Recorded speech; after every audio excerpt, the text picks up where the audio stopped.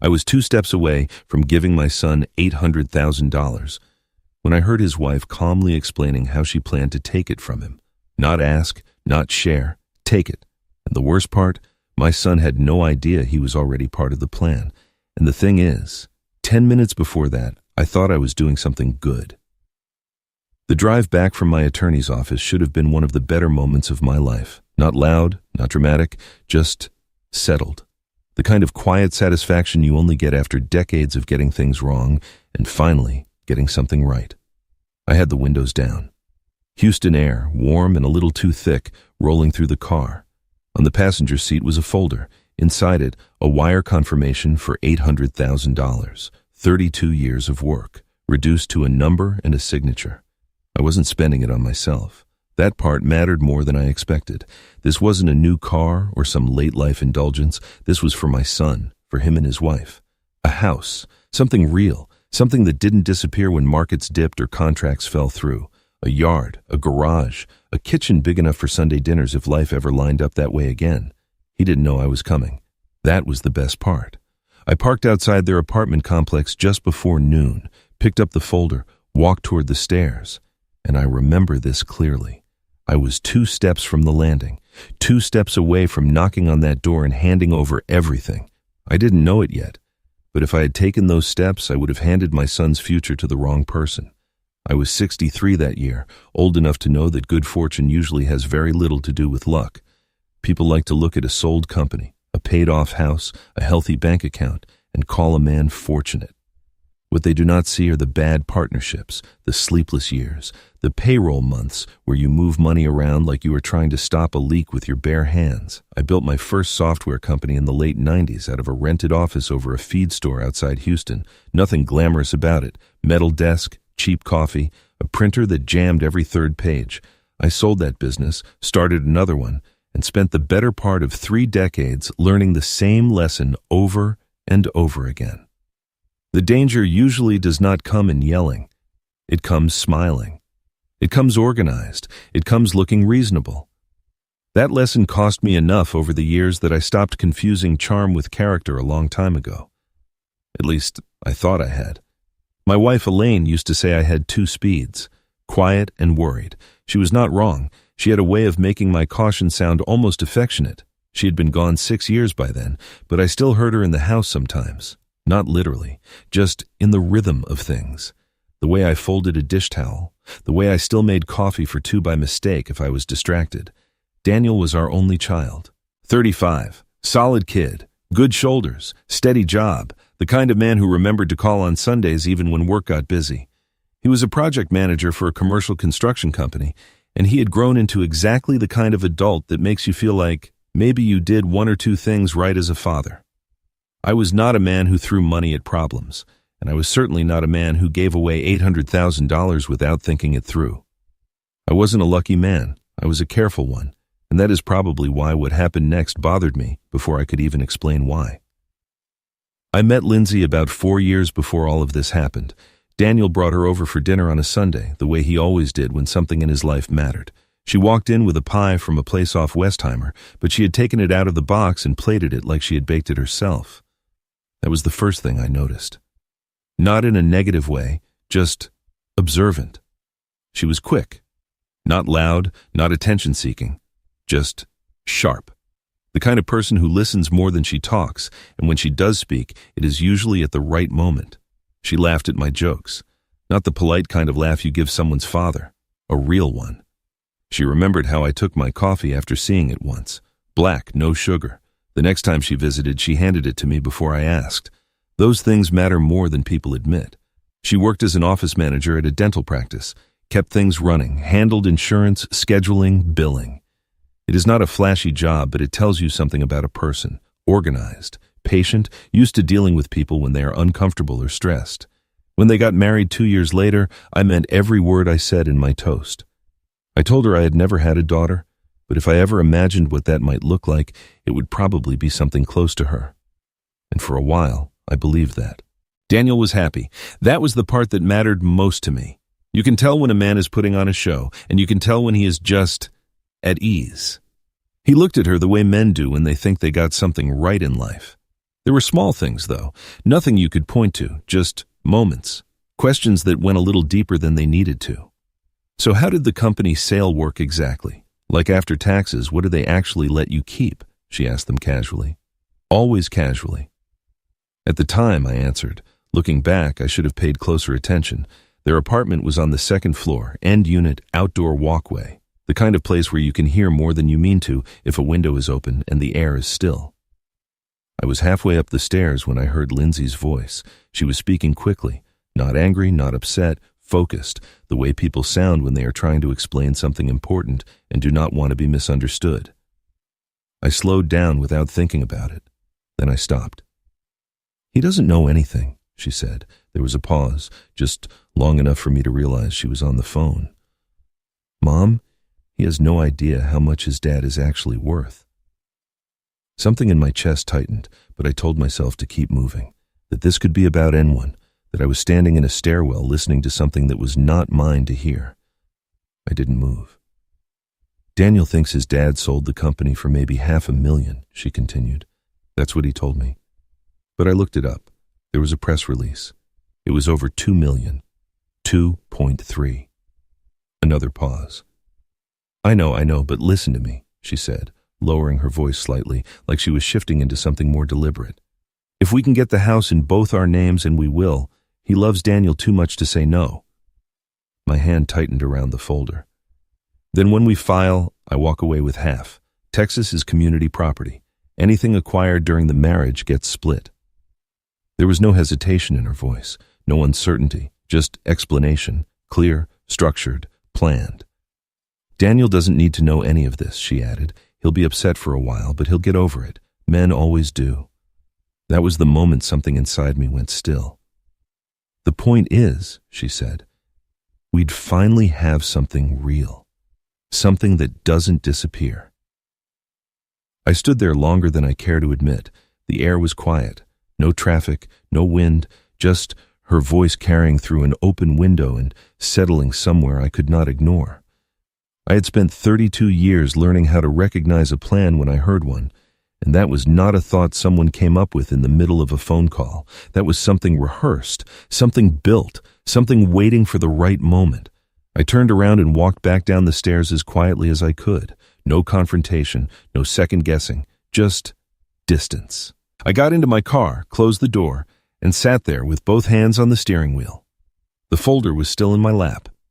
$800,000, neatly documented, ready to be handed over with a smile and a speech I had rehearsed the entire drive. I didn't feel angry. That is the part people usually get wrong when they hear a story like this. They expect anger or outrage, something loud. What I felt was something colder, a kind of hollow drop in the chest, because in less than 2 minutes, I had learned 2 things at the same time. The first was that my daughter-in-law was planning something deliberate, not emotional, not reactive, structured. The second was harder. My son had no idea. He was not part of that conversation. He was not even adjacent to it. He was, in the most straightforward sense, a target. I sat there long enough for the car to start feeling warm again, the Houston heat creeping in once the engine cooled down. A couple walked past. Someone slammed a car door across the lot. Normal sounds, normal day. Nothing about the world had changed, except everything had. I thought about walking back up, about knocking, about forcing the truth out into the open while it was still fresh and undeniable in my mind. But I have lived long enough to know that truth, without proof, is just opinion to the person who does not want to hear it. If I told Daniel what I heard, one of 2 things would happen. He would not believe me, or he would believe me just enough to confront her without evidence, and she would deny everything, and the whole thing would collapse into something messy and irreversible. And I would lose him either way. So I made a decision right there in that parking lot. I was not going to knock on that door. I was not going to confront her. I was going to let her think she was getting exactly what she wanted. I drove home and did the one thing I always do when something feels off. I called Martin. He had been my attorney for close to 15 years. Contracts, acquisitions, disputes. The kind of man who does not waste words and does not guess when he can verify. I told him everything. Not the emotional version, not the offended father version, just the facts. What I heard, how it was said, the exact phrases I could remember. He listened without interrupting. When I finished, there was a short pause on the line. "You didn't sign anything yet, right?" he asked. "No." "Good," he said. "Then nothing has changed." That was Martin. Always starting from what was still controllable. "Give me a couple days," he added. "And don't do anything different. Same behavior, same plans." Normal. I hung up and realized how difficult that was going to be. 3 days later, he called back. "I had someone pull public records," he said. "There are a few things you should know." I sat down at the kitchen table before he continued. Her mother filed Chapter 7 bankruptcy about a year and a half ago. 2 active civil judgments still open. Debt did not disappear. It just shifted. I didn't say anything. "And your daughter-in-law," he continued, "she was married before." That got my attention. Short marriage, under a year, divorced about 4 years ago. I leaned back in the chair. "There's more," he said. "Her ex-husband received a personal injury settlement during the marriage, roughly 8 months in." I already knew where this was going. The divorce was filed 3 months later. She received half his marital property. He let that sit for a second. "I can't tell you intent," Martin added carefully. "That's not how this works, but I can tell you patterns." Patterns. That word carries weight when you've spent your life in business, because once something becomes a pattern, it stops being coincidence. I looked down at the table, at the grain in the wood my wife had picked out years ago. "This isn't new," I said. "No," Martin replied. "It isn't. I didn't cancel the gift. That is the part most people expect me to say, that I pulled everything back, shut it down, walked away. I didn't, because by then I understood something important. If I stepped away, she would adjust. People like that always do. They pivot, they wait, they try again later under different circumstances. No. If I wanted to protect my son, I needed to let this play out far enough for the truth to show itself clearly. So I changed one detail, just one. Instead of a direct cash gift toward a home purchase, Martin drafted a family trust, clean structure, legally sound, my son as the sole beneficiary. Any property purchased would belong to the trust, not to him, and certainly not to the marriage.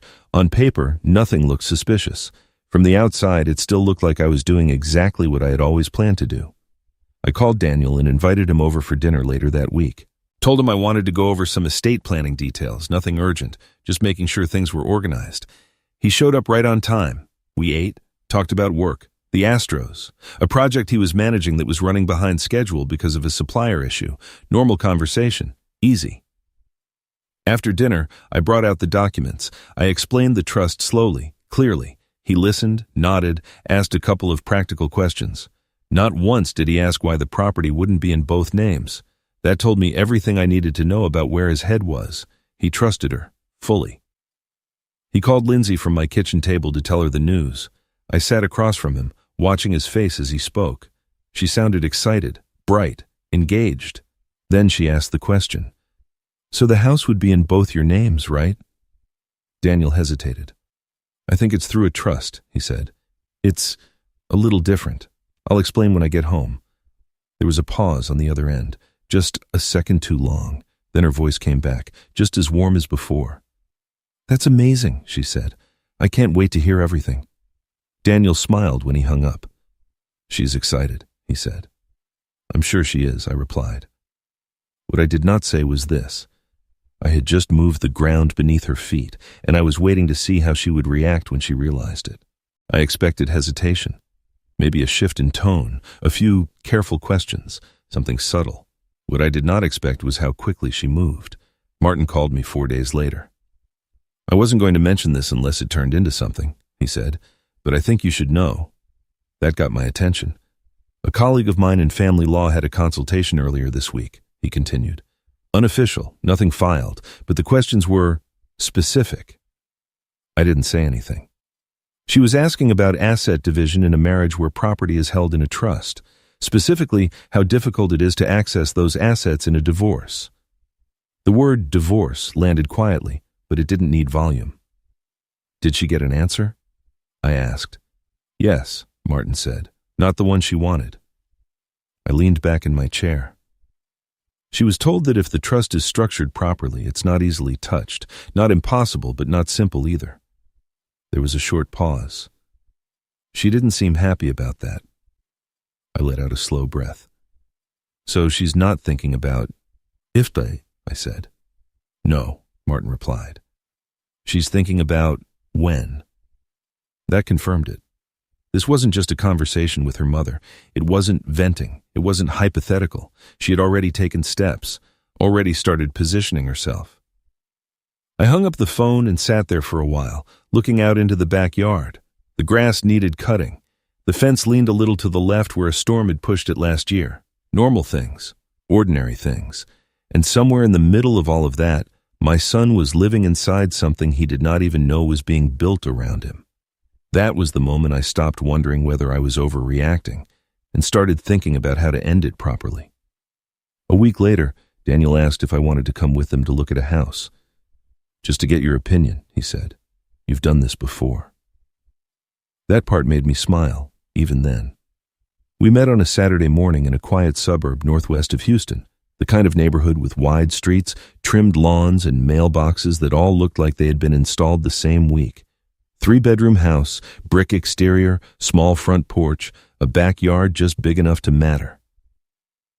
Lindsay was already there when I pulled up. She waved as I got out of the car, bright, energetic, exactly the way she always was. If there was anything different in her, it was buried well. We walked through the house together. She moved ahead of us at times, pointing things out. The kitchen, the cabinets, the backyard. This would be perfect for hosting, she said, turning slightly toward me. Sunday dinners, right? I nodded. Plenty of space, I said. Daniel followed behind her, hands in his pockets, taking it all in with that quiet satisfaction I recognized. He was already picturing himself there. You could see it in the way he paused in certain rooms, like he was mentally placing furniture. At one point, Lindsay stepped into the kitchen with me while Daniel lingered in the living room. She leaned lightly against the counter. So how does this work exactly? She asked. The purchase, I mean. Her tone was casual. Too casual. It's all handled through the trust, I said. Keeps things straightforward. She nodded slowly, like she was filing that away. And ownership? She asked. Is that still flexible?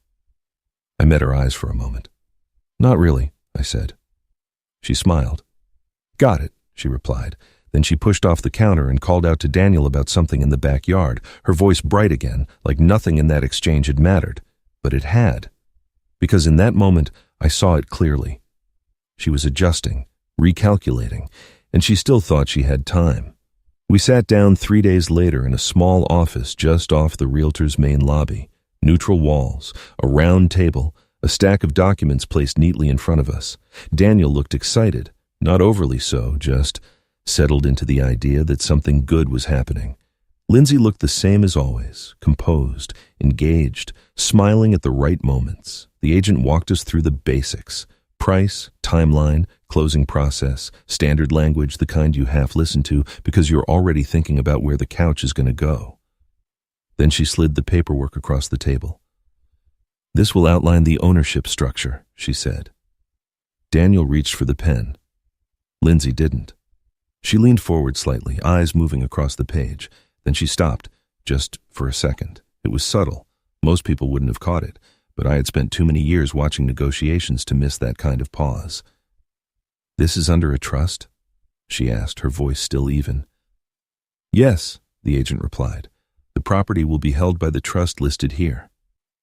And that means, Lindsay continued carefully, it's not owned jointly? Correct, the agent said. It's not considered marital property in the traditional sense. Silence. Daniel looked up from the papers, confused. Wait, he said. What does that mean exactly? I spoke before the agent could. It means the house is protected, I said. Simplifies things long term, keeps it clean. I kept my tone calm, matter of fact, the way you explain something practical, not personal. Daniel nodded slowly, still processing. Lindsay didn't nod. She was very still. Her hand rested on the table, fingers lightly touching the edge of the document. Her eyes moved over the same line again, like reading it twice might change it. It didn't. This is different than I expected, she said. There it was. Not anger, not accusation, just a crack. I figured it was better this way, I replied, less complicated. Another pause. Then she leaned back slightly, her expression resetting, the composure sliding back into place like it had never left. Of course, she said. Whatever makes the most sense. Daniel picked up the pen again. From the outside, it looked like a normal moment. A simple decision. A step forward.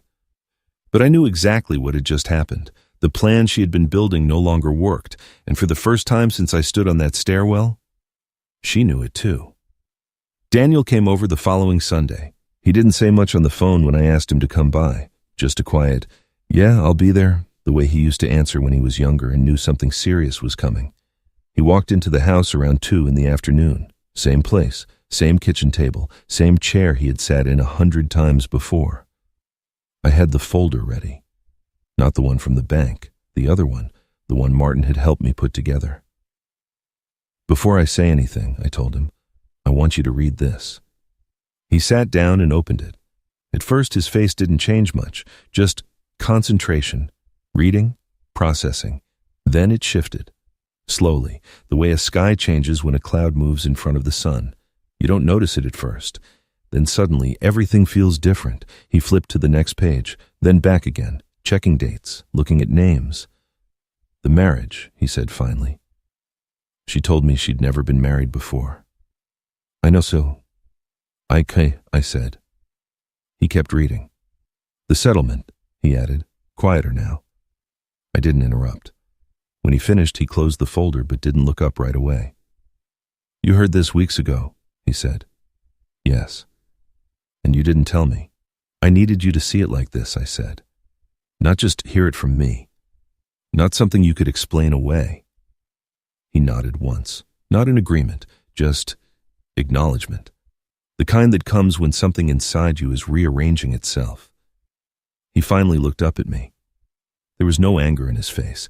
That would have been easier. There was something else. Clarity. "I think I understand now," he said, and the way he said it told me he did. What happened between Daniel and Lindsay after that was not something I witnessed directly, and that was the way it should have been. Some conversations don't belong to anyone else.